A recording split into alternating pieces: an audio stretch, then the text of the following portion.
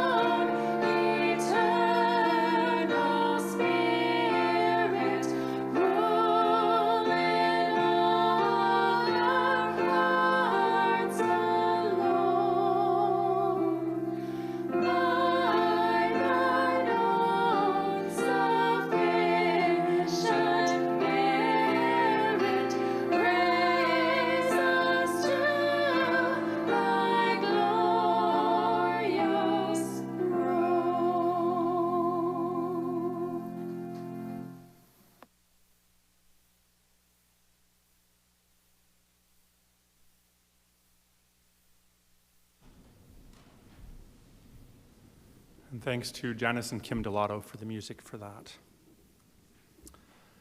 My name is Zechariah. The first thing I want to tell you about myself is that I love the early morning. The dawn, when light just begins to appear on the horizon. The colors that gradually grow and become spectacular. We see the beginnings of light. We catch glimpses of hope. We're touched by moments of beauty. And we see the outlines of possibility. And then the sunrise, when light breaks out in so many breathtaking ways. Every dawn is unique. Every sunrise is special. My favorite place to watch the dawn is on the Temple Mount, with the whole city of Jerusalem spread out before me. I sit there and I feel the presence of God around me. The dawn is one of those thin times, I think. One of those times when heaven and earth come close together, when God seems more present and our connection to God is fuller. I can meet God in unique ways at the dawn. By the tender mercy of our God, the dawn from on high will break upon us. Those were some of the words I spoke when we named my son, my John. Another thin time when heaven and earth came close together for me. Time when I knew the faithfulness of God in ways I never had before. When I knew that God's promises would be fulfilled. didn't always feel that way. Sure, I grew up as the son of a priest, knowing that I too would become a priest. And I grew up hearing the stories of Israel and our God. I loved them. You know, Abraham and Sarah following the call of God to come to this land. God moving with power to free the Hebrews from the land of Egypt. Moses going up Mount Sinai and receiving the law. The stories of the faithfulness and the unfaithfulness of the people over centuries. And the return from exile in Babylon. All of these stories inspired me. I looked forward to the day when I would become a priest like my father. I was excited about being part of the rites of the temple, which were part of ensuring God's presence and favor in Israel. And that was a special day, the day I became a priest. Almost as special as the day I married Elizabeth. My joy was so great that day. I never, ever regretted marrying Elizabeth. We were really looking forward to having children. For a while. But as the years went by, and still there was no pregnancy, we began to lose hope. In our world, having children is a sign of God's favor. Perhaps God didn't favor us. Perhaps God didn't care about us. Meanwhile, the presence of the Romans in Israel became more and more pronounced. Their control of our lives became greater and greater. Their pawn, King Herod, was a disaster. The Romans proclaimed their peace, their Pax Romana. But to us, it felt like oppression. Shalom, peace, is more than the absence of overt violence. It's not a simple word. Shalom is about well-being. It's a full-orbed peace that means that people have what they need to live a good life. It's prosperity. It's following God's ways. Yes, shalom means that there isn't war and violence, but it's so much more. Under the Romans, there was no shalom, no peace for my people. People were longing for a Messiah to come and free us from the Romans. I was longing for a Messiah to come and free us from the Romans. But even more, I longed for a child. I admit that my faith was becoming cynical. Yes, I believed in God in a general kind of way, but I began to doubt that God really worked in our lives. Maybe God had done great things in the past, but what about now?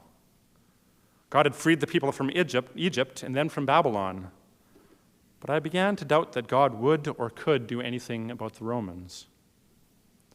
And what about my child?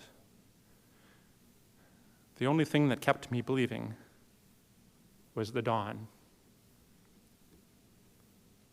the sunrise over Jerusalem. It was hope in a time of darkness, a new day dawning that might just be different, might just be better. Each dawn, I felt the touch of God. I continued my duties as a priest. There wasn't much else I could do, and the rituals in the temple itself were familiar and comfortable, even though I sometimes doubted. But then, that day, I'll try to describe to you that day. It's hard to believe. You may not believe me, but that day I met God like I never had before. This is how it happened. I was chosen to enter the sanctuary of God and offer incense, a great honor and one I didn't feel worthy for. But the lot had chosen me, and so I went in. I was about to light the incense when it happened. He appeared. I say he, but it was never fully clear. He, she, does an angel have a gender? This being was there beside the altar. It was glorious and terrifying. I couldn't quite believe it. And yet there was the angel right in front of me. At one point I learned that this was Gabriel. Can't even describe what Gabriel looked like. But I knew that this was an angel. Unbelievable, you think? Well, almost as unbelievable as what the angel said to me. This Gabriel said that Elizabeth and I would have a son. Elizabeth and I would have a son. The angel said some other stuff about his name being John, about him having the spirit and the power of Elijah, about his coming role in preparing the people for the Messiah. Amazing stuff, things I would remember later. But in that moment, I was stuck on this promise of a son. Gabriel said that we would have a son. Elizabeth, past childbearing age. Me having long given up the hope of a child. We would have a son? Impossible. I'm ashamed to admit that I couldn't believe it. You would think that with an angel there in front of me, in the sanctuary of God, you would think in that situation I would believe. You would think. But my cynicism had calcified in me. I'd closed myself off to possibility and to the ongoing work of God.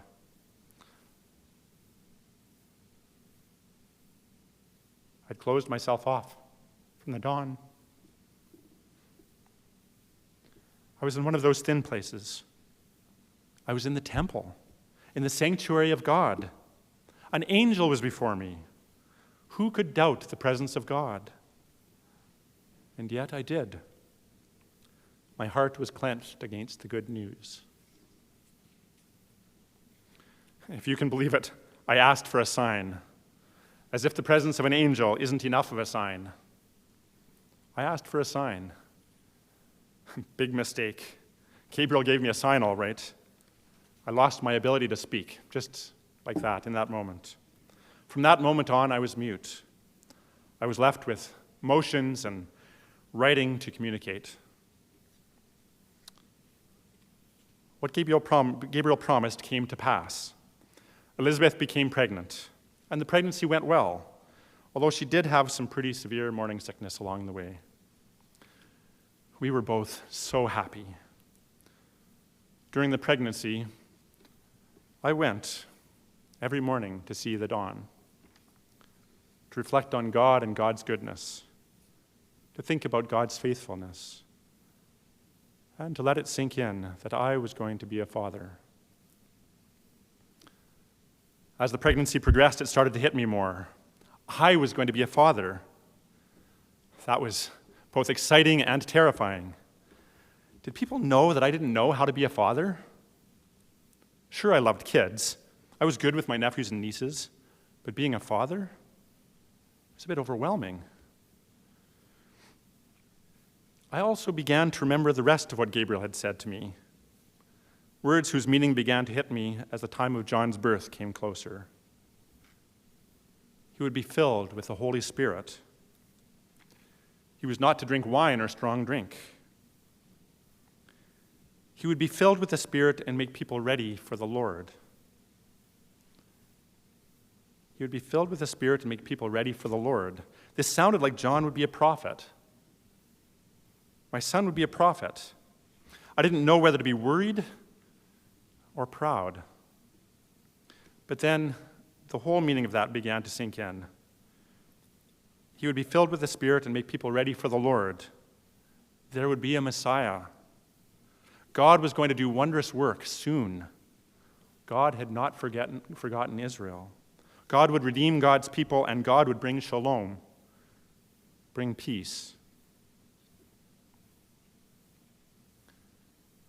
The best day of my life was when my son was born, when John was born. I remember the moment when I saw him for the first time, when I held him. He was so small, so delicate, kind of beautiful and ugly at the same time, but oh, so special. There was nothing like holding my child for the first time. My heart was full. I was filled with hope. I knew that my life was changing forever, and I knew that I would never see things in the same way again.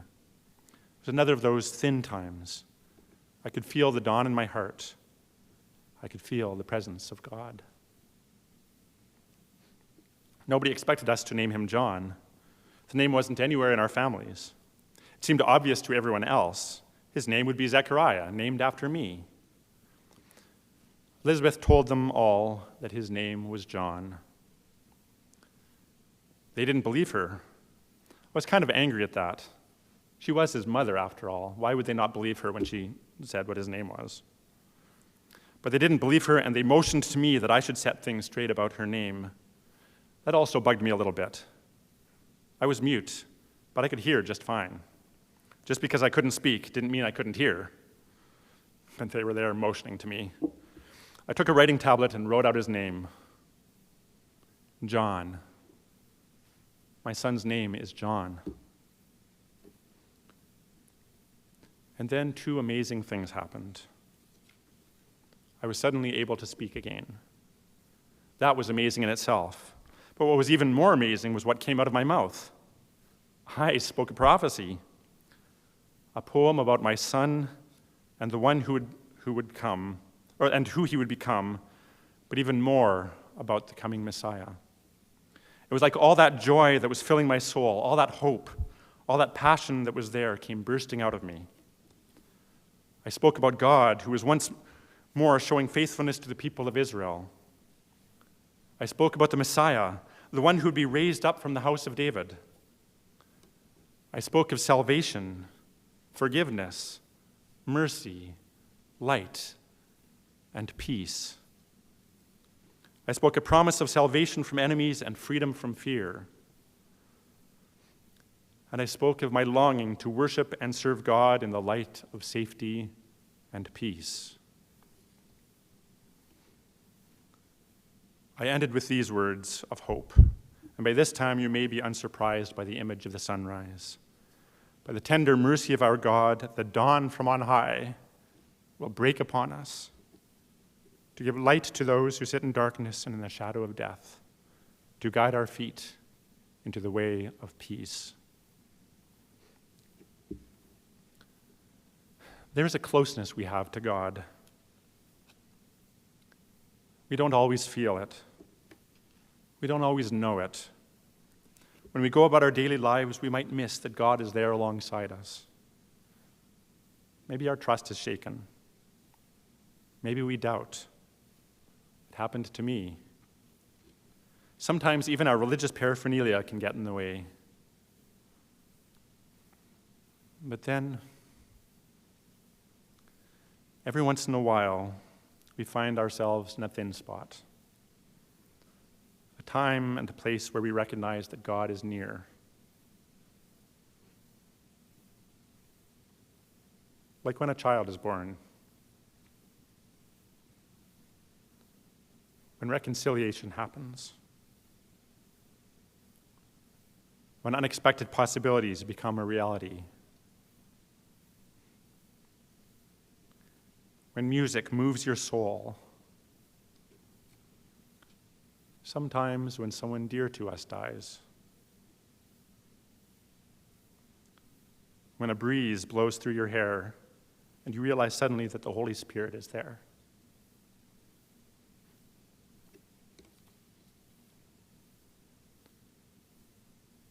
And for me, every time when the dawn comes.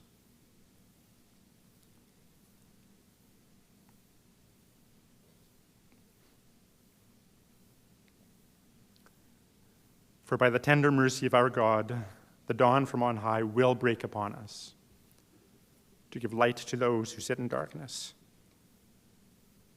in the shadow of peace, to guide our feet into the way of peace.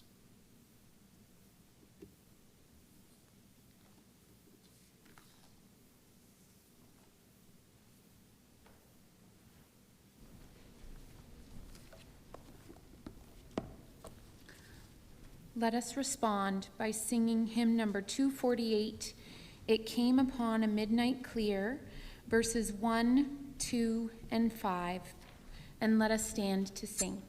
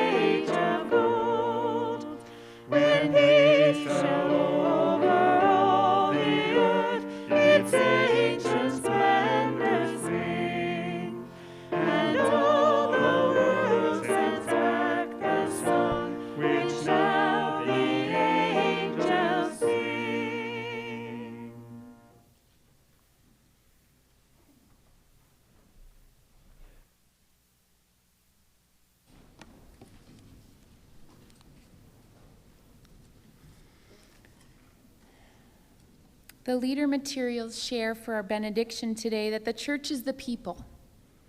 And as Anabaptist Mennonites, we are people of peace. We create peace by passing it on to the people around us, the people here inside the church, but also the people God puts in our path and our communities each and every day. So it asks us this morning to practice passing the peace here within these four walls, to make it easier to live out God's words by passing his peace in the world. So I'd ask you to turn to the people around you and wave. We're not going to shake hands. And say a version of these words. Of course, the peace of Christ be with you, but perhaps peace feels like, I love you. Perhaps it feels like, you are doing wonderful things for our church. Thank you. Or perhaps peace feels like, I am so glad that you're here and that we are worshiping together. So I invite you to stand and wave to someone near you and pass the peace.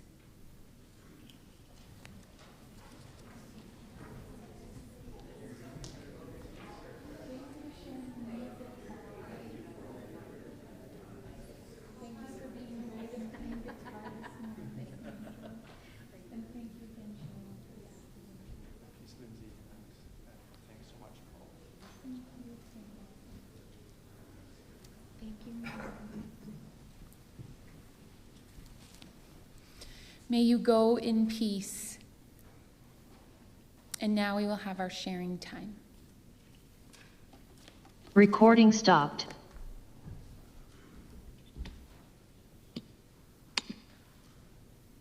Hi everyone, can you hear me?